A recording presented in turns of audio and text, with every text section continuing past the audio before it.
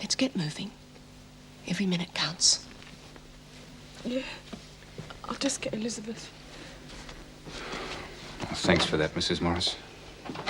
I will not tolerate standover tactics. It achieves nothing, and you should have learnt this from past experience. Well, we don't like to do it, but sometimes it's the only way we can get our point across. You know my door is always open if there are any genuine grievances. Well, I'm very sorry, Mrs. Davidson, but there's not much point in having an open door if we're told one thing in there and then something entirely different when it comes to the crux. Like what, Smith? Like me being told I'd have 5 full days on the Braille machine. Then the next thing you know, it's only 3, and then the whole thing's scotched because of some rubbish about supervision. Yeah, if we all get supervised, we're all going to miss out on our classes. Yeah. You were told about that scheme before it had been properly worked out with the rest of the staff members. Well, that sounds like a big put-off to me. We know the officers aren't happy with us getting anything that means extra work for them. They'd be happier if we were locked up in our cells all day. Well, if we have to fight for the right to be treated like human beings, we'll fight. This is getting completely out of hand. We have always been more than willing to... Prisoners' rights! Where's your big rights? Prisoners' rights! It is no good trying to reason with them when they're in this sort of a mood. I want you to get them all back to their cells. If you have any trouble with them, Mr. Fletcher, lock them in here and get some more officers to help you. The stockpile of clean laundry they'd built up has been ground into the floor and it's filthy again. If this strike goes on, there'll be no clean laundry at all. Then they'll just have to do without clean laundry, won't they? If they want to behave like this, well, let them.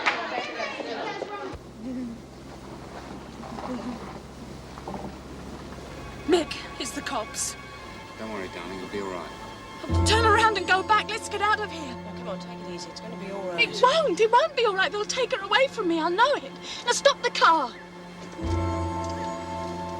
Look, we've come this far. We're not backing down now. The main thing is we've brought her back. Now, just let me do the talking.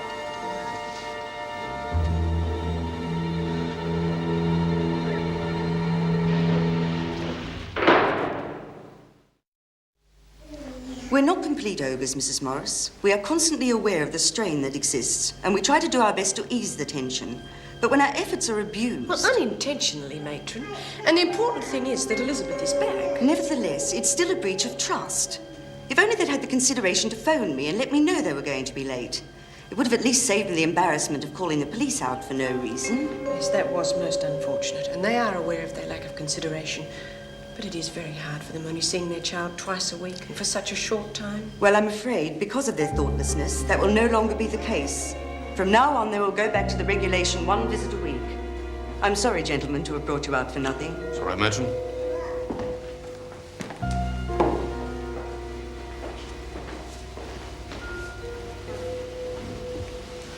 Thanks, matron, for not taking it any further.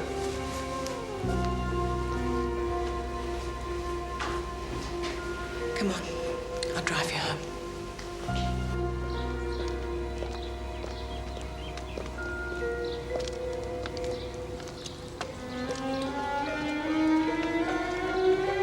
Mick O'Brien. Name doesn't match the face, and I've seen that face before. We've got a bit of checking to do. Ground rats, come on.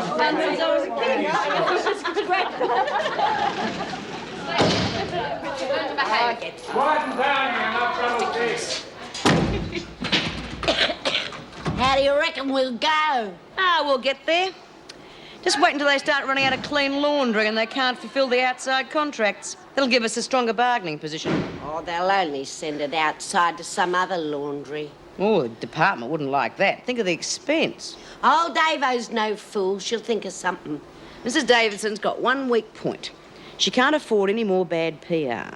So I'll give them a while to think about it, and if they don't come up with a decent offer, I'll just make sure that word gets out to the press. Yeah, that'll put the cat among the pigeons. And who knows what else we might be able to bargain for. Yeah, I think this strike might just serve us very well. Yeah. Break the monotony, won't it?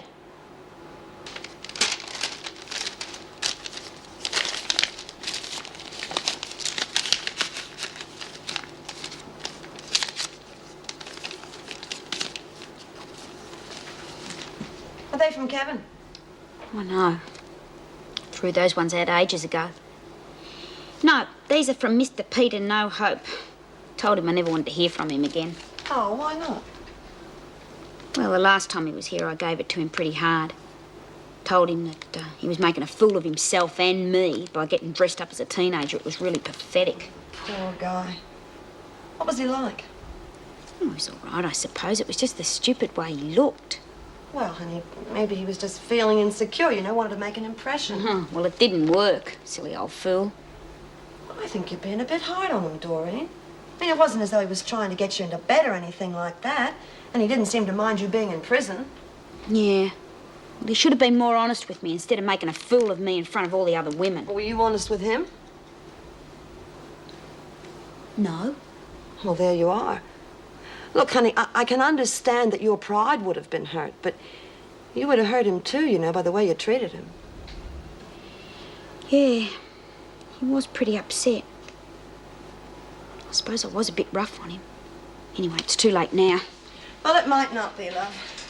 Look, why don't you write to him, you know? Explain that you understand what he was trying to do and that now you've thought it over, it doesn't matter. I don't know. Oh, go on. You'll feel better for it. I suppose I could. You could do it now. I mean, what else are you going to do? We're locked up in here all the time. All right. Good. Well, at least I'll be able to have some quiet to finish my reading.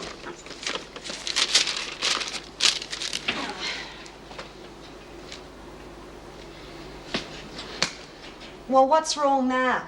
Just remembered they've brought censorship back. How can I write what I really think with Vera poring over it and laughing her head off? Next thing I know, it'll be all over the prison. Well, our best bet will be to get hold of a legal aid officer to help us get custody. A bit of a change for us, Chrissy. Being in court, not in the dock. Yeah. Will also help if you get married as soon as you can. You still intend getting married, don't you? Oh, yeah. We'll do anything if it means we get Elizabeth out of there quicker. Well, showing that you've got a nice place to live in and a suitable home for Elizabeth will help a great deal. Don't worry, Mrs. Morris. We'll do everything we can to show we're perfectly respectable citizens. And no more thoughts about running away? No, I'll behave myself. Well, in that case, things should move pretty quickly. Well, I must be off.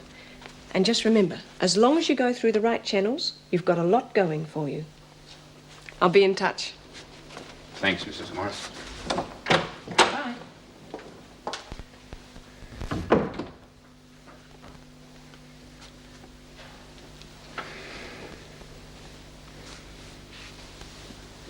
Chrissy, when Mrs. Morris asked if we were going to get married, you said you'd do anything to get Elizabeth back quicker. Is that the only reason you're going to marry me? I mean, I don't mind. I just wanted to know. Oh, Mick. I've been real hard on you, haven't I? You've been so good to Elizabeth and me. And I know I've been a real bitch, and I'm sorry. But it won't be the only reason I'm marrying you, honest. I think it's a result of being too soft on them. They should all lose their privileges as punishment.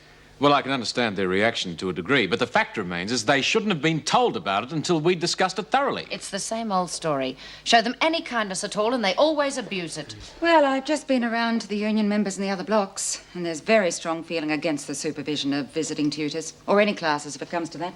Well, there'll be some strong opposition from the do-gooders in the department. Well, they'll just have to put up with it, won't they? It's hard enough to get the staff to carry out normal duties, let alone the extra work involved in supervising rehabilitation projects. Exactly. And if it comes to the crunch, I know the members will definitely strike.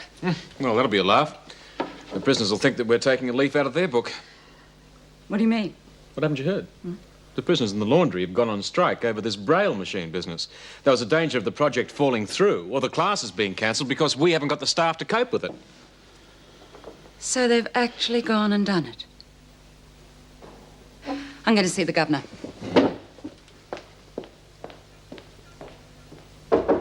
Come in.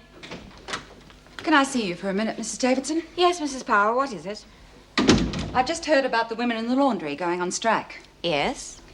Mrs. Davidson, this strike isn't being caused by a few disgruntled women who think they're going to miss out on some new privilege. This is a deliberately planned strike, led by none other than our so-called education officer. David Andrews? Yes, and I can prove it.